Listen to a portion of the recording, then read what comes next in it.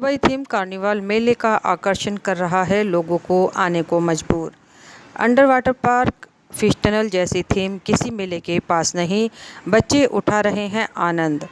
विशाल ground पर किया इंतजाम, सभी सुख सुविधाओं से होगा संपूर्ण। सहारनपुर 30 जून दुबई थीम कार्निवाल मेला 17 जून से पराग डेयरी वेयरहाउस के सामने जनता रोड सहारनपुर पर प्रारंभ हो चुका है, जिसमें मुख्य रूप से अंडर वाटर पार्क, बुर्ज खलीफा, एफिल टावर और अन्य आकर्षक सुविधाएं हैं। मेले के सहप्रभारी प्रदीप ठाकुर ने बताया कि मेला लगभग 20 दिन और चलेगा। पश्चिम उत्तर प्रदेश में यह मेला बहुत बड़ा मेला है, जो अन्य जिलों में भी काफ़ी लोगों को आकर्षित करता आ रहा है। सहारनपुर में भी यह लोगों को काफ़ी पसंद आ रहा है। मौत का कुआं, बड़े बड़े झूले व अन्य आकर्षक खरीदारी, जिसमें खाने की दुकानें, प्रमुख रूप से 600 मीटर लंबी अंडर फिश टनल जो मुख्य रूप से अपनी ओर आकर्षित कर रही है, और बुर्ज खलीफा और दुबई की प्रसिद्ध मार्केट की भी झलक दिखाई गई है। बच्चों के लिए भी खेल और नई चीज़ें बच्चों के आकर्षण का केंद्र हैं। हरजीत सिंह को वरिष्ठ उपाध्यक्ष, ऋषभ अग्रवाल को महासचिव एवं अनुज कुमार जैन को कोषाध्यक्ष, चिराग सुनेजा को यूथ विंग कन्वीनर एवं सह सचिव, शिवम गोयल को कन्वीनर यूपी सीडा औद्योगिक क्षेत्र के पद पर मनोनीत किया गया। Indian industries association Saharanpur chapter के कार्यालय में चैप्टर चेयरमैन अनूप खन्ना की अध्यक्षता में सहारनपुर चैप्टर के वर्ष 2024-25 के पदाधिकारियों को मनोनीत किए जाने के संबंध में बैठक आयोजित की गई, जिसको लेकर संबंधित जानकारी दी गई।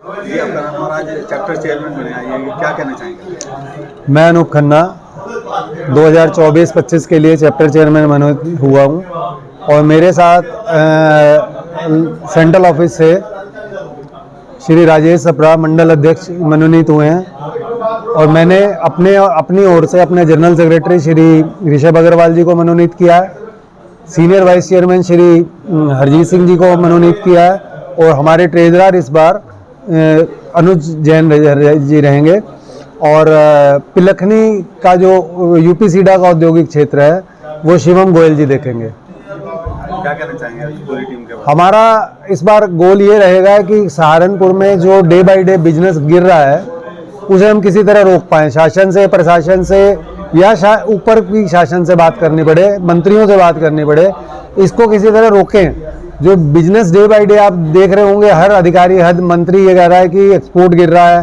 व्यापार गिर रहा है, और उसके बावजूद भी हम लोग अवेयर नहीं हो रहे। तो मेरा इस बार गोल ये रहेगा कि किसी भी तरह शासन चाहे नीतियां बदले, चाहे नीतियों में सुधार लाए, लेकिन हमारा बिजनेस ग्रो करना चाहिए। अगर किसी व्यापारी के साथ समस्या है, कुछ बात आती है, उसके लिए तो आप मेरा रौद्र रूप कई बार देख चुके होंगे। तो मेरा सभी अधिकारियों से आपके माध्यम से अनुरोध है कि किसी भी उद्यमी का उत्पीड़न ना हो। यदि उत्पीड़न किया जाएगा तो सबसे पहले मैं सबसे आगे खड़ा मिलूंगा। आज की इस मीटिंग में आपने यूथ को इंकरेज करने के लिए भी जो चर्चा की है, उसके बारे में थोड़ा प्रकाश डालिए। यूथ जो है बहुत एक इम्पॉर्टेंट फैक्टर है। मैं इसको एक राजनीतिक पार्टी के यूथ से कनेक्ट नहीं कर रहा। आज की डेट में अगर यूथ अपना सहभागिता नहीं दे पाया तो सहारनपुर का बिजनेस और गिरेगा। इसीलिए मैं बार बार प्रमोट कर रहा हूं कि यूथ को आगे आना चाहिए, और बढ़ चढ़कर जितनी गवर्नमेंट की पॉलिसी है उसको इम्प्लीमेंट करवाना चाहिए। Harjeet Singh, senior vice chairman IAA Saharanpur chapter. Modi ji का मूल मंत्र सबका साथ, सबका विश्वास और सबका विकास, इसी मूल मंत्र को लेकर मैं सोचता हूँ आईएए आगे बढ़ेगी, तभी देश की जीडीपी बढ़ेगी और देश का कल्याण होगा और उद्योगों का विकास होगा।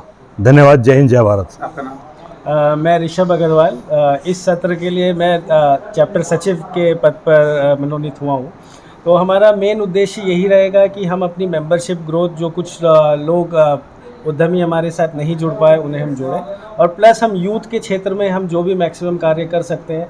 गवर्नमेंट की बहुत सारी पॉलिसीज़ हैं, बहुत सारी स्कीम्स हैं, जिससे कि एक नए स्टार्टअप्स, एक नया इकोसिस्टम डेवलप हुआ है, और कैसे नई तकनीकी वर्कशॉप्स हम यहाँ पे करें और यूथ को ज़्यादा से ज़्यादा बढ़ावा दें, और साथ में वुमेन एंटरप्रेन्योरशिप जो है, वुमेन सेल को, उसको भी हम ज़्यादा मजबूती के साथ आगे बढ़ावा देने का कार्य करें।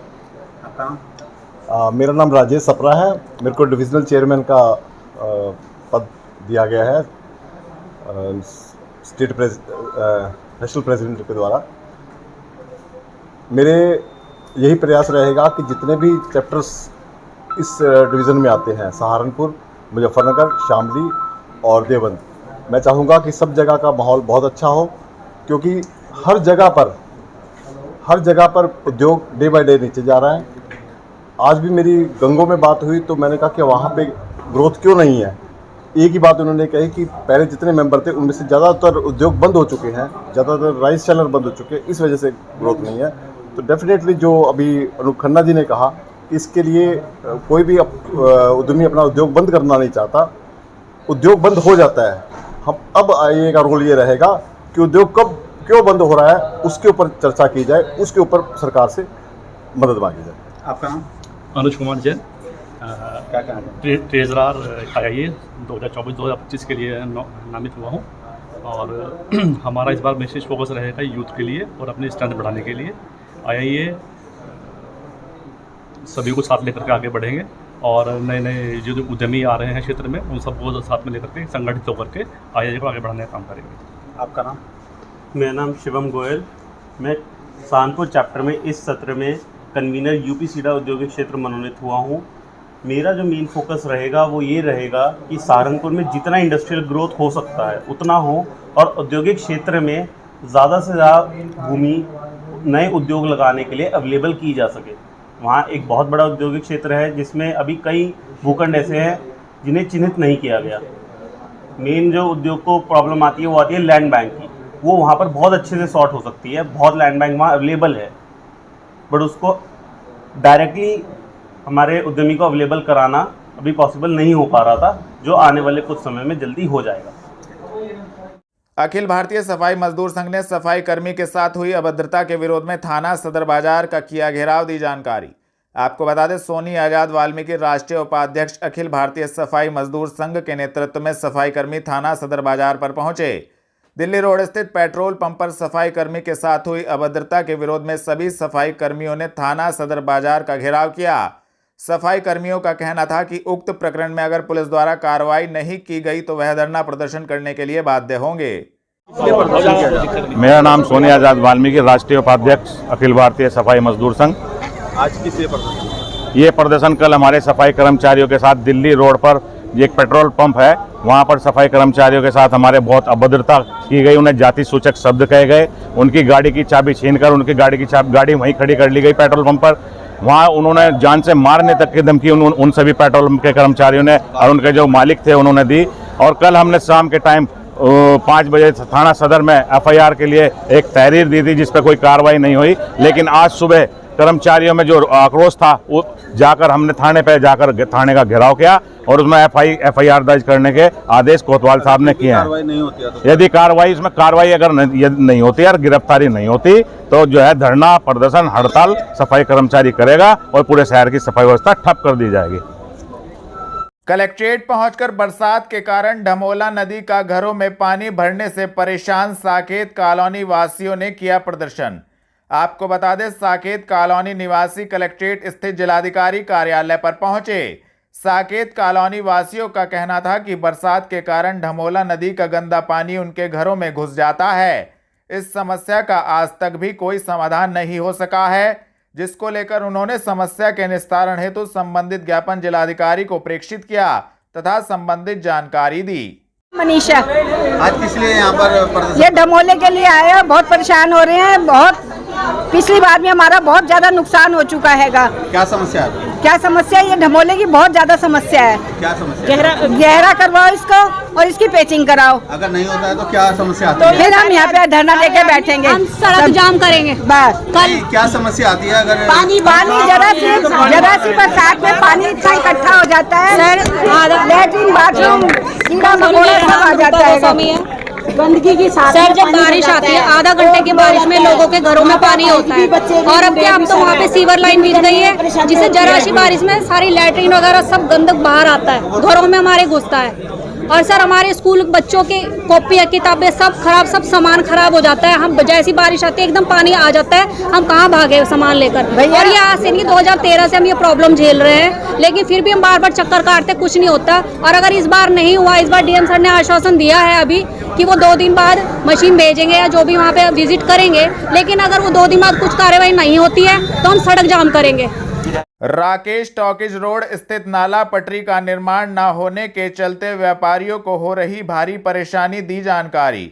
आपको बता दें, राकेश टॉकीज रोड स्थित नाला पटरी का निर्माण न होने के चलते व्यापारियों को काफ़ी दिक्कतों का सामना करना पड़ रहा है। व्यापारियों का कहना था कि नाला पटरी की पुलिया को कई महीने पहले तोड़ दिया गया था, अभी तक भी नाला पटरी की पुलिया का निर्माण नहीं हुआ है और वहां पर स्लैब डाल दिए गए हैं, जिसके कारण व्यापारियों को काफ़ी दिक्कतों का सामना करना पड़ रहा है। इस संबंध में उन्होंने जानकारी भी दी। मेरा नाम रवि अरोड़ा है और मैं राकेश टाकी के सामने लोहे वाले गोदाम से बोल रहा हूँ। हमारे यहाँ राकेश टाकी के आगे जहाँ ये कार वॉशिंग सेंटर है, यहाँ पे कम से कम 20-25 दिन हो गए हैं। यहाँ पे ये पुलिया जो है तोड़ रखी है, जिसकी वजह से पूरा यातायात अवरुद्ध हो रहा है और लोगों को आने जाने में बड़ी कठिनाइयों का सामना करना पड़ रहा है। आए दिन कोई ना कोई एक्सीडेंट हो रहा है, कोई नाले में गिर रहा है और लोगों को इतना घूम के जाना पड़ता है, जिस वजह से काम पे भी बहुत इफेक्ट पड़ रहा है। यहाँ सामान लाने ले जाने में क्या सामान लाने ले जाने के लिए इतनी दिक्कत हो रही है कि मान लो घंटा घर पे जाना है तो पूरा देहरादून चौक, जनकपुरी चौक से घूम के, सतयुग स्कूल की तरफ से घूम के फिर इधर आना पड़ता है, क्योंकि इधर प्रताप मार्केट या नेहरू मार्केट से तो जाने नहीं देते पुलिस वाले लंबा लोहा लेके। तो इससे बहुत बड़ी दिक्कत हो रही है। हम प्रशासन से यही प्रार्थना करना चाहेंगे कि जल्दी से जल्दी इस कार्य को पूर्ण करवाएं, जिससे लोगों को आने जाने में कोई परेशानी ना हो। दिल्ली रोड स्थित भारतीय जनता पार्टी कार्यालय पर मनाया गया श्यामा प्रसाद मुखर्जी का बलिदान दिवस, दी जानकारी। आपको बता दें, भारतीय जनता पार्टी कार्यालय दिल्ली रोड पर श्यामा प्रसाद मुखर्जी का बलिदान दिवस मनाया गया। कार्यक्रम में मुख्य अतिथि के रूप में प्रदेश उपाध्यक्ष एवं एमएलसी मोहित बेनीवाल रहे। मोहित बेनीवाल ने श्यामा प्रसाद मुखर्जी के बारे में विस्तार से बताया। उन्होंने कहा कि भारतीय जनसंघ के संस्थापक, महान राष्ट्रभक्त, प्रखर शिक्षाविद के बलिदान दिवस के उपलक्ष्य में यह गोष्ठी आयोजित हुई है, जिसमें भारतीय जनता पार्टी के समस्त पदाधिकारीगण एवं कार्यकर्तागण उपस्थित रहे। थाना नागल स्वाट एवं सर्विलांस सेल की टीम ने झूठी लूट की घटना का किया सफल अनावरण, 5 अभियुक्त किए गिरफ्तार, प्रेस वार्ता आयोजित।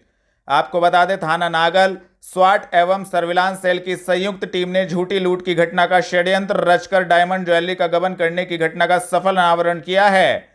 पुलिस ने कार्रवाई करते हुए डंपी उर्फ हिमांशु, प्रिंस, कंवरपाल उर्फ मामा, सत्यम शर्मा एवं तरुण सैनी को गिरफ्तार करने में महत्वपूर्ण सफलता प्राप्त की है, जिनके कब्जे से गबन की गई ज्वेलरी, 50,000 रुपए नगद, घटना में प्रयुक्त मोटरसाइकिल एवं अवैध देसी पिस्टल, जिंदा कारतूस बरामद किया गया है, जिसको लेकर वरिष्ठ पुलिस अधीक्षक ने पुलिस लाइन स्थित सभागार में प्रेस वार्ता कर संबंधित जानकारी दी। इधर क्या मामला था नागल क्षेत्र में जो रात में एक फर्जी लूट की अफवाह फैलाई गई थी, कितने लोग उसमें शामिल थे, किस तरीके से गिरोहबंदी उन्होंने की थी और कितना इसमें माल जो है वो पुलिस ने बरामद किया, क्या कुछ किया? थाना नागल के अंतर्गत कल 11:30 बजे के आसपास पुलिस को रात्रि को सूचना मिली थी कि 2 लोग किया गाड़ी से जा रहे हैं और इनसे 4 लोगों के द्वारा मारपीट करके लूटपाट कर दी गई है। ये दोनों ही लोग अम्बाला से जो डायमंड की सैंपल ज्वेलरी होती है उसको लेकर आ रहे थे और ये इनका जो कार्य है वो मेरठ में एक सर्राफ है, उनके यहाँ से ये सामान लेके जाते हैं और हरिद्वार, अम्बाला, यमुनानगर और सहारनपुर जैसे क्षेत्र में सर्राफ की जो ज्वेलरी है उसको दिखाते हैं और वहां से फिर खरीदारी और बेचते हैं इसको। इस पूरे प्रकरण में ये पूरी घटना जब मौके पर जाके पुलिस के द्वारा पूछताछ की गई तो ये पाया गया कि घटना संदिग्ध प्रतीत हो रही है और इसमें जो घटनाक्रम है वो इसमें अलग अलग पूछताछ करने पे दोनों के द्वारा अलग अलग बताया गया। पुलिस के द्वारा सख्ती से पूछताछ करने पर दोनों के द्वारा स्वीकार किया गया ये घटना उनके द्वारा स्वयं जो डायमंड ज्वेलरी है उसको हड़पने के उद्देश्य से की गई है और जो डायमंड ज्वेलरी है ये जो इसमें एक व्यक्ति हैं जो उनके सराफी कर्मचारी हैं, इसमें सत्यम शर्मा, इनके द्वारा अपने साले के साथ और उसके 2 अन्य जो साथी हैं उनके साथ मिलकर उनको बुलाया गया और सारी ज्वेलरी उनको सुपुर्द कर दी गई। वो यहाँ से मेरठ चले गए। उसके बाद इस पूरी घटना को लूट का रूप देने के लिए इनके द्वारा ये पूरी घटना कारित की गई है। इस पूरे प्रकरण में पुलिस द्वारा तत्कालीन पुलिस की टीम को मेरठ भेजकर वहां से जितना भी ज्वेलरी थी वो सारी की सारी 100% बरामद कर ली गई है। वादी पक्ष से तहरीर प्राप्त की गई है। तहरीर प्राप्त करके जो नए कानून है उसके अंतर्गत धाराओं में मुकदमा पंजीकृत किया गया है। इसमें क्योंकि ये गबन का मामला इसमें बनता है, इस पूरे प्रकरण में कोई लूट की घटना हुई ही नहीं थी और केवल लूट की घटना को दिखाया गया है इन दोनों के द्वारा। तो ये 5 के 5 लोग पुलिस के द्वारा हिरासत में लेकर इनको गिरफ्तार किया गया, पुलिस के द्वारा मुकदमा पंजीकृत किया गया। इन 5 लोगों को गिरफ्तार करके जेल भेजा जा रहा है और सारी की सारी ज्वेलरी रिकवर कर ली। कैसे हुआ, पुलिस ने कैसे कंफर्म किया है? ये जो मौके पे जब पहुंचे तो घटनास्थल को देखने से पुलिस को लगा कि घटनास्थल जो है वो मैनिपुलेटेड है। इसमें जो गाड़ी जैसा रोकना बताया गया वहां पे टायर के निशान नहीं थे, गाड़ी आराम से रुकी हुई थी। इसके अलावा वहां पर जो इनके जो चोट के निशान थे, इनके द्वारा बताया कि दोनों के दोनों एक साथ बेहोश हो गए। जो चोट लगी थी वो इतनी पर्याप्त नहीं लग रही थी कि दोनों के दोनों उसके साथ बेहोश हो जाए। फिर दोनों के द्वारा अपने हाथ खोलकर स्वयं राहगीर के माध्यम से खून किया गया। जो घटनाक्रम था वो एक बनावटी लग रहा था। साथ ही साथ इसमें जो चालक थे उसके द्वारा शराब का सेवन भी किया गया था। तो पूरे घटनाक्रम को जब पुलिस द्वारा और अलग अलग पूछताछ की गई तो दोनों के बयानों में अंतर आया कि उनका लोगों का जो हुलिया वगैरह जो पूछे गए तो सारी चीजें जो उनका जो बयान में अंतर आया उसके द्वारा फिर इनको आपस में आमने सामने बिठाकर पूछताछ की गई तो दोनों के द्वारा फिर स्वीकार कर लिया गया। ज्वेलरी की कीमत ये लाखों में, क्योंकि इनके जो ओरिजिनल जो मालिक हैं वो गुजरात गए हुए थे, वो आज वापस आएंगे तो वही बता पाएंगे, लेकिन इसकी जो कीमत है वो लाखों में है। इनका आपराधिक इतिहास नहीं है, लेकिन इसमें ये अवैध जो नशा वगैरह का काम भी करते हैं। ये इनके द्वारा अभी पूछताछ की जाएगी। ये 32 बोर की पिस्टल इससे बरामद की गई है और कारतूस भी 3 कारतूस बरामद किए गए। इस पूरे प्रकरण के बारे में कहां से इसने ये अवैध तमंचा लिया है और कहां से कारतूस लिया है उस सब के बारे में पूछताछ करके और उनके खिलाफ भी कार्रवाई की जाएगी। आज जो पुलिस की टीम है इसको 25,000 रुपए का इनाम मेरे स्तर से इसमें दिया जा रहा है। नगर आयुक्त ने किया अधिकारियों के साथ कावड़ मार्ग का निरीक्षण, अधिकारियों को दिया आवश्यक दिशा निर्देश। आपको बता दें, नगर आयुक्त संजय चौहान ने निगम अधिकारियों के साथ कावड़ मार्ग का निरीक्षण किया और कावड़ यात्रा को निर्विघ्न संपन्न कराने के लिए अधिकारियों को आवश्यक दिशा निर्देश दिए। इस दौरान कावड़ सेवा शिविर के पदाधिकारी व संचालक भी साथ रहे। नगर आयुक्त ने कावड़ मार्ग पर कावड़ यात्रा के दौरान विशेष साफ सफाई, सड़क किनारे खड़े झाड़ झंखाड़ व पेड़ों की कटाई छटाई, नाले नालियों की सफाई, आवश्यक स्थानों पर बैरिकेटिंग, पूरे कावड़ मार्ग के अलावा कावड़ शिविरों के आसपास समुचित प्रकाश व्यवस्था, बिजली के सभी खंभों पर करंट प्रोटेक्शन फिल्म लगाने और शौचालयों में पानी की व्यवस्था करने के निर्देश दिए। नगर आयुक्त ने नगर निगम सीमा अंतर्गत अंबाला रोड स्थित बड़ी नहर पुल से देहरादून रोड स्थित कुमारहेड़ा तक सभी शिविर स्थलों पर रुक रुक कर जायजा लिया। कलेक्ट्रेट में कांग्रेसियों ने उत्तर प्रदेश कांग्रेस कमेटी के अध्यक्ष को एवं उनके परिजनों को सुरक्षा प्रदान किए जाने की करी मांग। आपको बता दें, कलेक्ट्रेट में कांग्रेस पार्टी के पदाधिकारीगण एवं कार्यकर्तागण जिला अध्यक्ष संदीप सिंह राणा के नेतृत्व में एकत्रित हुए। कांग्रेसियों का कहना था कि विगत दिनों लोकसभा में नेता प्रतिपक्ष सांसद राहुल गांधी द्वारा नीट यूजी 2004 की राष्ट्रीय स्तर पर आयोजित प्रतियोगी परीक्षा में हुई धांधली, अनियमितता और पेपर लीक के मुद्दे पर अपनी बात रखी गई। भाजपा के नकली हिंदुत्व के एजेंडे का पर्दाफाश भी किया गया, जिसको लेकर उन्होंने बताया कि भाजपा के लोगों द्वारा राहुल गांधी की फोटो जलाने का प्रयास किया गया। उत्तर प्रदेश कांग्रेस अध्यक्ष अजय राय के वाराणसी स्थित निजी आवास पर अराजक ढंग से नारेबाजी कर प्रदर्शन किया गया। इससे भय की स्थिति उत्पन्न हुई है, जिसको लेकर कांग्रेसियों ने प्रदेश अध्यक्ष की एवं उनके परिजनों की सुरक्षा की मांग को लेकर सिटी मजिस्ट्रेट को राज्यपाल के नाम ज्ञापन सौंपा। फीस जमा नहीं करना बना मोबाइल वितरण में रोड़ा। हरि कॉलेज ऑफ फार्मेसी के छात्रों ने कलेक्ट्रेट कार्यालय पहुंच जिलाधिकारी को सौंपा प्रार्थना पत्र। आपको बता दें, कलेक्ट्रेट में पहुंचे छात्रों ने कॉलेज प्रशासन पर सरकार द्वारा वितरित किए जा रहे स्मार्टफोन नहीं दिए जाने पर जिलाधिकारी को शिकायती पत्र सौंपा है। छात्रों का कहना है कि वह हरि कॉलेज ऑफ फार्मेसी के छात्र हैं, उनकी सेमेस्टर फीस जमा नहीं हो पाई है, जिस कारण से कॉलेज प्रशासन के द्वारा सरकार द्वारा वितरित किए जा रहे स्मार्टफोन उनको नहीं दिए जा रहे, जबकि लिस्ट में उनका नाम है, लेकिन कारण सिर्फ सेमेस्टर फीस जमा नहीं करना है। छात्रों ने जिलाधिकारी को प्रार्थना पत्र सौंपकर स्मार्टफोन दिलाए जाने की मांग की है। नाम बताओ। नाम मोहित कुमार है। कौन से कॉलेज में पढ़ते हो? मैं Hari college of pharmacy Malipur road Jandedi में पढ़ता हूँ। किस मामले को लेकर आज अधिकारी? सर, हम डीएम ऑफिस को ज्ञापन देने आए हैं कि हमारा जो उत्तर प्रदेश सरकार द्वारा हमारे लिए टैबलेट और मोबाइल फ़ोन जो वितरण का कार्य था उसमें हमारा आया हुआ है और नाम भी आया हुआ है बाकायदा, लेकिन हमें कॉलेज वाले फ़ीस ना देने की वजह से हमें नहीं दे रहे, जबकि फ़ीस का इस वितरण के जो उपलक्ष्य है वो उसमें कोई रोल नहीं है। हम इसलिए कितने लोग हो आप? हम सर है तो अभी तो यहाँ पर 5 ही लोग हैं, बाकी और बच्चे हैं जो अभी इससे 15-20 बच्चे हैं जो अभी इससे जूझ रहे हैं। आप लोगों की कौन-कौन से सेमेस्टर की फीस रुकी हुई है और कितनी रुकी हुई है? सर हमारी 8 सेमेस्टर की फ़ीस रुकी हुई है, लेकिन ये 7 सेमेस्टर तो को आराम से मिल रहा है, लेकिन ये फिर भी नहीं कॉलेज वाले हमें दे रहे हैं। ये कह रहे हैं कि फ़ीस फाइनल करो जब मिलेगा, जबकि हमारा अभी तक क्लियर नहीं हुआ है 4th ईयर, और सरकार ने ये हमें देने का वो भी किया है। कलेक्ट्रेट सभागार में जिलाधिकारी ने की कृषि, गन्ना, सहकारिता और उद्यान विभाग की योजनाओं की समीक्षा। आपको बता दें, जिलाधिकारी मनीष बंसल की अध्यक्षता में कलेक्ट्रेट स्थित नवीन सभागार में कृषि, गन्ना, उद्यान, भूमि संरक्षण एवं सहकारिता विभाग द्वारा संचालित विभिन्न योजनाओं की समीक्षा की गई। मनीष बंसल ने निर्देश दिए कि जनपद में कृषकों को समय से खाद एवं बीज की उपलब्धता पर्याप्त मात्रा में सुनिश्चित कराई जाए। इसी के साथ कृषकों को ऋण उपलब्ध कराने में लापरवाही न बरती जाए।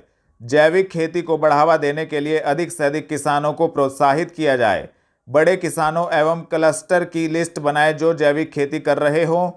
एग्रीस्टैक के अंतर्गत फार्मर रजिस्ट्री तैयार करने के संबंध में आवश्यक कार्यवाही समय से पूरी कर ली जाए। प्रधानमंत्री किसान सम्मान निधि योजना में वंचित पात्र किसानों को योजना का लाभ दिलाना सुनिश्चित करें। मोटे अनाज को अधिक से अधिक प्रोत्साहित करें। पीएम कुसुम योजना में लक्ष्य के सापेक्ष शेष सोलर पंपों को 15 जुलाई तक लगाना सुनिश्चित करें। गांव कैलाशपुर में बिजली घर के सामने बाइक एवं मैक्स पिकअप की हुई जोरदार टक्कर, बाइक सवार 2 लोग गंभीर रूप से घायल।